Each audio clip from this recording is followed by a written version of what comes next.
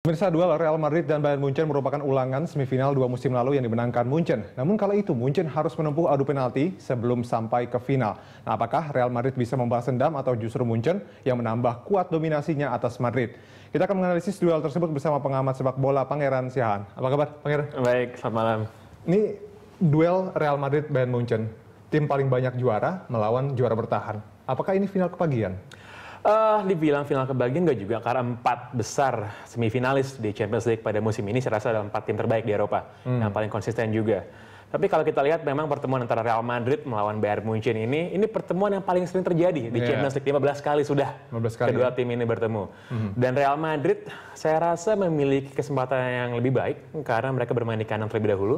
Apalagi Bayern Munchen setelah mereka dipastikan menjadi juara Bundesliga, nampaknya mereka sedikit terbuai dan konsistensinya sedikit terganggu kalau kita dalam beberapa pekan terakhir. Tapi kalau dilihat juga sebetulnya ini kan ke-25 kalinya Madrid masuk semifinal, tapi rekornya pun tidak begitu bagus begitu ya, 12 menang, 12 kalah.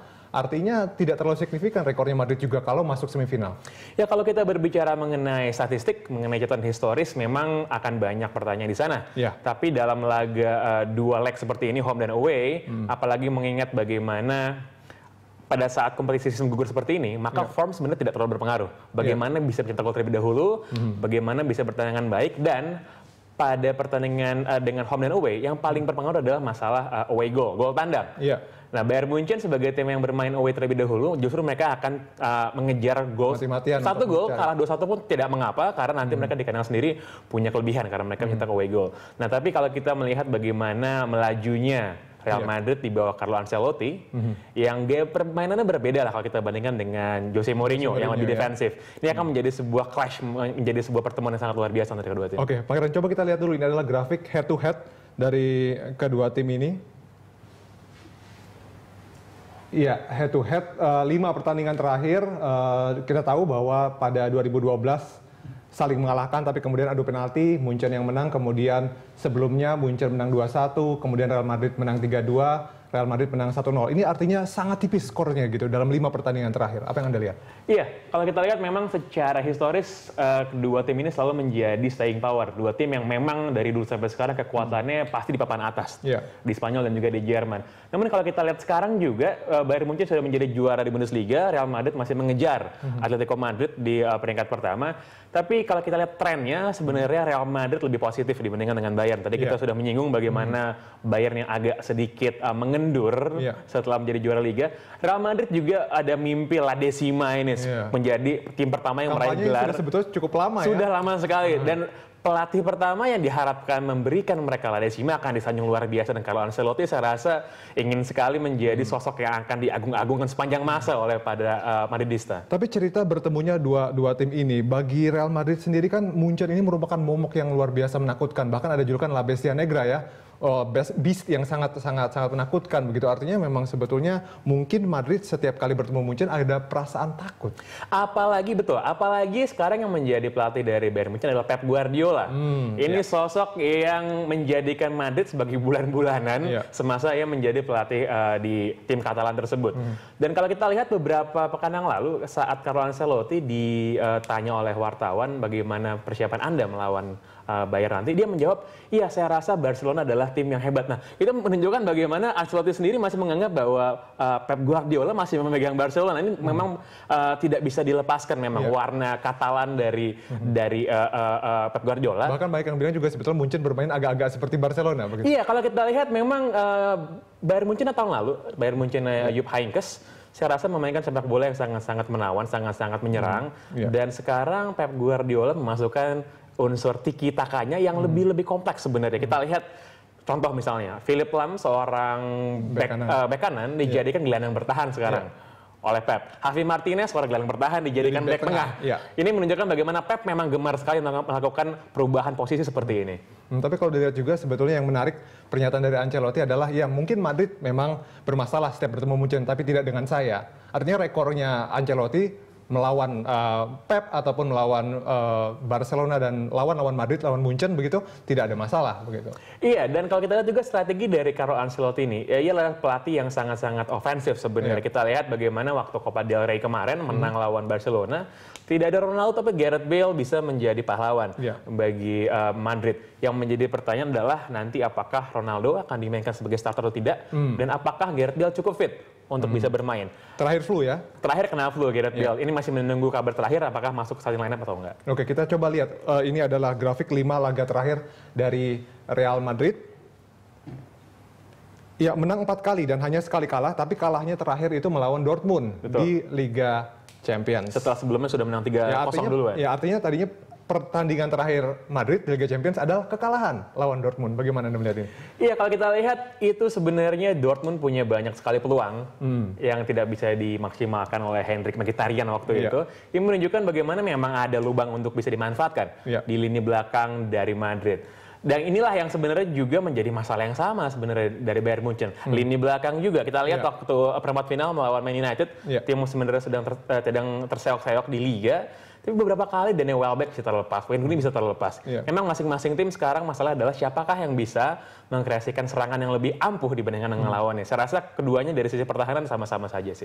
Kalau kita lihat juga sebetulnya dari Real Madrid sendiri pertandingan terakhirnya diwarnai dengan gelar juara Copa del Rey. Apa artinya untuk pertandingan malam hari ini? Ya itu menjadi suntikan energi yang luar biasa bagi mereka, menjadi appetizer lah, menjadi hidangan pembuka dulu. Apalagi lawannya Barcelona. Apalagi lawannya Barcelona, dan sebuah gol luar biasa dari sekarang namanya sudah berubah, bukan Gareth Bale lagi tapi menjadi Usain Bale karena namanya sama kayak Usain Bolt.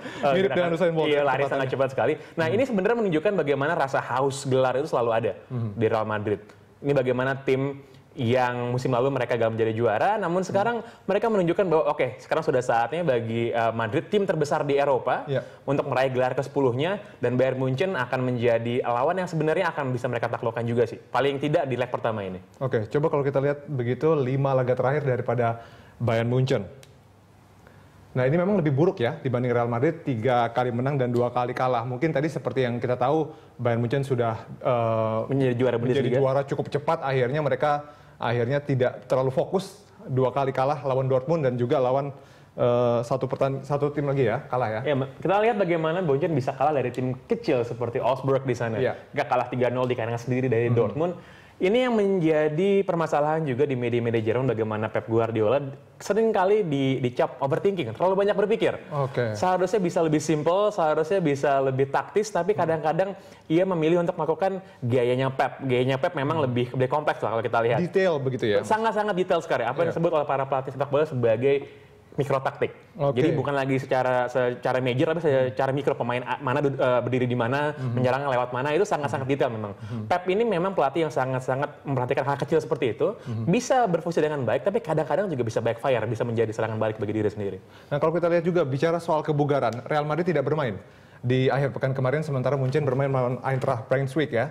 Ini apakah ada faktor yang bisa menguntungkan Real Madrid di pertandingan ini? Iya, kalau secara stamina, secara energi sebenarnya jeda 3-4 hari sudah cukup bagi pemain profesional untuk bisa recovery tenaga. Walaupun Madrid tentu saja punya tambahan tenaga karena mereka tidak bermain.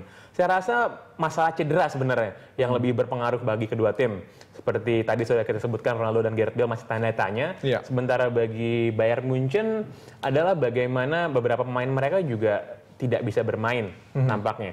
Atau juga para pemain yang seringkali posisinya agak-agak setengah-setengah, berguna setengah-setengah, kayak kalau sering kita lihat terlalu banyak dikasih peran oleh Pep. Seperti kita tadi sudah bilang Philipp Lahm. Waktu perempat final melawan Man United di leg kedua, tiba-tiba Lahm yang biasa jadi gelandang bertahan dipindahkan ke posisi aslinya sebagai fullback kanan di sana dengan David Alaba di sebelah kiri. Nah, ini sebenarnya menunjukkan bagaimana ya kita sudah bilang overthinking, terlalu kompleks, terlalu banyak berpikir. Oke, berbicara tentang masalah cedera dan sebagainya, coba kita lihat ini adalah perkiraan formasi yang akan diturunkan. Kita lihat Real Madrid dulu. Ini dengan asumsi bahwa Cristiano Ronaldo tidak bermain ya, karena terakhir di situs UEFA dia doubtful statusnya.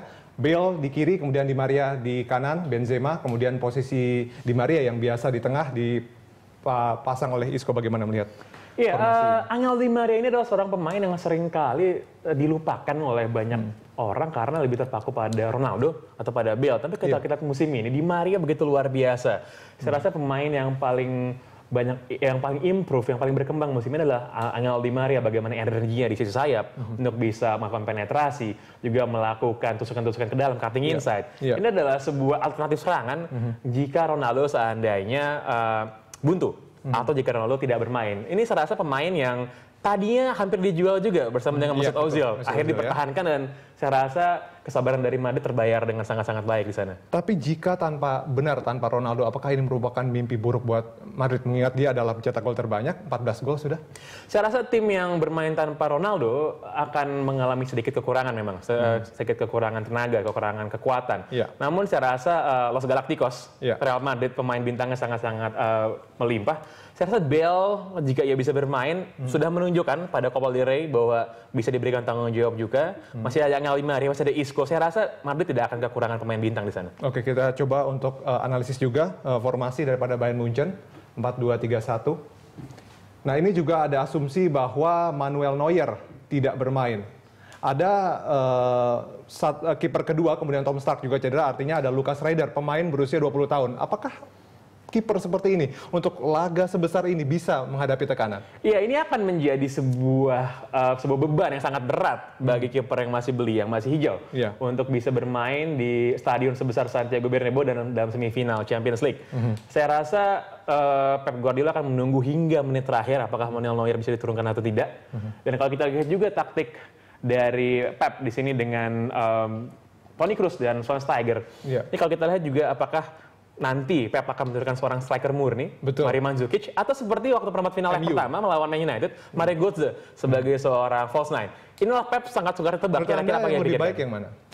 Saya rasa sebagai seorang penyerang murni, Mario Mandzukic saya rasa lebih layak untuk diturunkan. Karena seperti juga pada waktu leg sebelumnya melawan Man United, saya rasa peran Mario Götze tidak terlalu optimal di sana. Baru setelah Mandzukic dimasukkan, baru terlihat bahwa serangan-serangan gini, kalau kita lihat serangan-serangan dari lini tengah, Bayern Munchen itu sangat melimpah, tidak akan kekurangan Arjen Robben, Frank Ribery, Toni Kroos. Tapi siapakah yang akan menghabiskan di mulut gawang, menyelesaikan? Di sana mereka butuh seorang Mario Mandzukic. Kalau kita lihat juga sekarang sebetulnya banyak yang bilang ketika Real Madrid bertemu Munchen ini adalah perang sayap, begitu ya. Coba kita lihat ini adalah grafik tentang inverted winger war, begitu ya. Ya, ini kalau kita tahu Bale ternyata lebih baik jika dimainkan di kiri. Ya, Bale posisi aslinya memang di sebelah kiri sebenarnya waktu berarti bukan inverted ya? Bukan inverted. Inverted adalah pemain yang bermain di sisi yang bukan kaki terkuatnya. Arjen Robben pemain kidal, tapi saat dia bermain di kanan sangat-sangat luar biasa. Ya, ini kalau kita lihat perbandingannya Gareth Bale dengan Frank Ribery, 24 tahun, usianya cukup jauh ya, dan kemudian kita lihat ya cukup Bale agak sedikit lebih unggul dari gol dan juga assist. Bagaimana melihat bertemunya dua pemain ini? Iya, Bale dan Ribery pemain sayap tapi agak berbeda gaya keduanya. Frank Ribery bisa menjadi seorang playmaker, bisa masuk ke dalam. Bale sangat suka berlari, kecepatan lari sangat-sangat luar biasa. Dan kalau kita lihat juga ini Angel Di Maria melawan Arjen Robben, sama-sama kidal dan sama-sama suka berlari ya, suka dribbling. Bagaimana dengan? Dan karena mereka ditempatkan di sisi kanan, sedangkan kaki terkuatnya kaki kiri, maka saat mereka memotong ke dalam, mereka akan mendapat sudut yang sangat-sangat ideal untuk melakukan tendangan. Maka kalau kita lihat hampir semua gol Arjen Robben dan juga Di Maria, terlebih Robben, itu gayanya hampir seperti itu, dari sisi sayap menusuk ke dalam, kaki kiri, bam, gol. Iya, dan golnya di corner biasanya selalu seperti itu ya. Nah, mungkin ini pertanyaan-pertanyaan singkat terakhir lah yang dari saya. Kalau dilihat semalam Atletico melawan Chelsea buntu, tidak ada gol. Apakah mungkin Madrid melawan Munchen akan berakhir dengan skor 0-0? Saya rasa dengan gaya permainan kedua tim, dengan materi pemain dari kedua tim juga, jika berakhir dengan skor tanpa gol, saya rasa akan banyak sekali orang yang kecewa. Karena bukan saja gol, tapi pesta gol sebenarnya yang diharapkan dari pertemuan antara kedua tim ini. Apakah mungkin kalau begitu, kalau memang dari kita tahu beberapa pertandingan terakhir tipis, apakah mungkin ini juga akan diakhiri dengan adu penalti nanti di akhir dua leg? Adu penalti bukan sesuatu yang tidak mungkin, tapi kalau saya melihat lebih cenderung pertandingan akan berakhir dalam 180 menit nanti. Oke, terakhir dari saya, siapa yang lebih siap untuk ke final? Saya rasa Real Madrid. Real Madrid ya. Oke, baik, kita tuju apakah kira-kira nanti benar tebakan dari Pangeran. Terima kasih Pangeran atas waktunya telah bersama kami di Jurnal Sport.